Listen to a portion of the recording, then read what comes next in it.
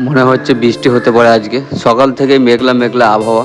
আমি গাড়িটা নিয়ে প্রথমে চলে এলাম সেন্টারিংয়ের দোকানে। তো এখানে দোকানের ভাড়া বাকি ছিল কিছু, তো টাকাটা নিয়ে আমি চলে আসলাম। টাকা দিয়ে যেতে হবে আজকে। টাকাটা হাতে নিয়ে আমি চলে আসলাম অফিসের ভিতরে।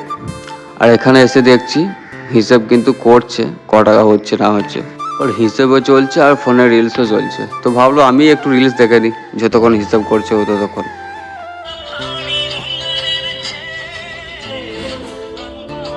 কালকে আমরা এই টাইলসগুলোকে বসিয়ে গিয়েছিলাম, কিন্তু এখানে কাজ এখনও শেষ হয়নি।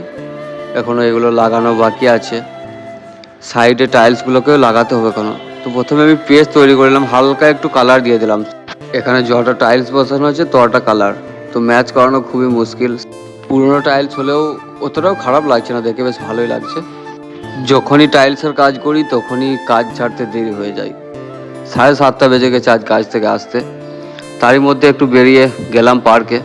আর 10 মিনিট মাত্র ছিল পার্ক বন্ধ হতে। তো এইটুকু সময়ে কী বা করবো, আমি একটুখানি দৌড়ালাম, ঘাম মুছতে মুছতে চলে এলাম।